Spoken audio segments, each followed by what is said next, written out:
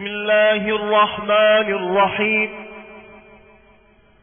الحمد لله الذي نصب للعالم أعلام العلوم وجعل حملة القرآن خواصه من العموم وأراح أرواح الموحدين من المصاعب والهموم وصير الكون كحلة فالمؤمنون الصابرون طرازها المرقوم فمطيعه تقي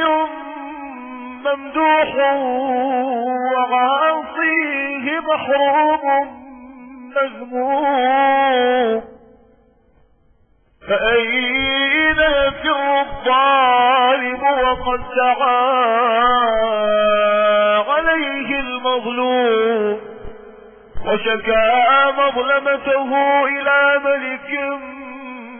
بأمره الملوك تقوم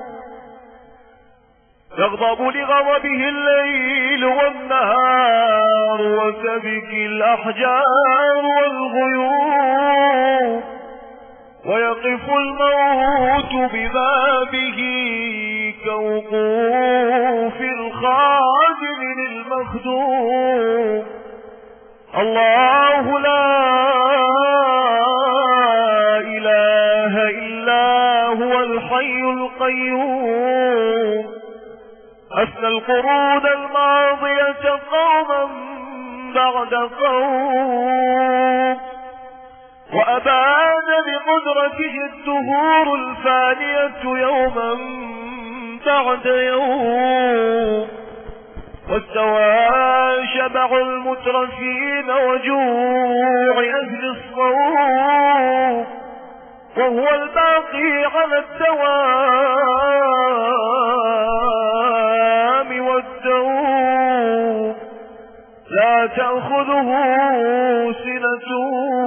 ولا نوم ملك الفوق والتحت والطول والعرض وحكم بالإباحة والكراهة والندب والفرض وتصرف في ملكه كيف يشاء واختار رضي العبد بذلك أم لم يرض على أغنيائه وطالب أهل هذا الفرض له ما في السماوات وما في الأرض كل الخلائق لاجئة إلى شديد ركنه فالمؤمن التقي بحصنه والباغي المنافق بسجنه فإذا قامت القيامة واشتغل الأب عن ابنه لا شفيع لديه إلا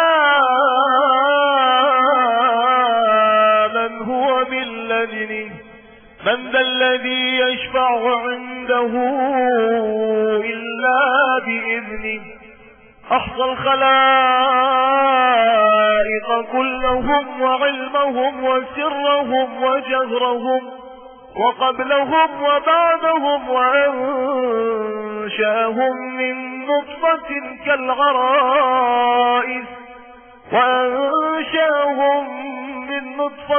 كالعرائس وإلى البلاء زفهم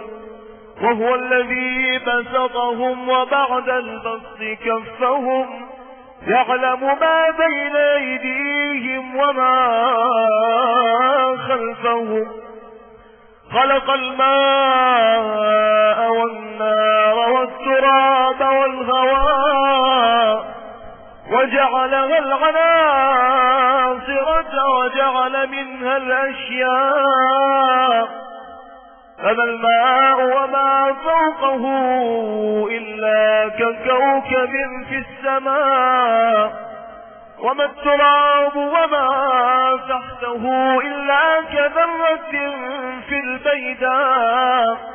يعلم الابتداء والانتهاء وهو مطلع على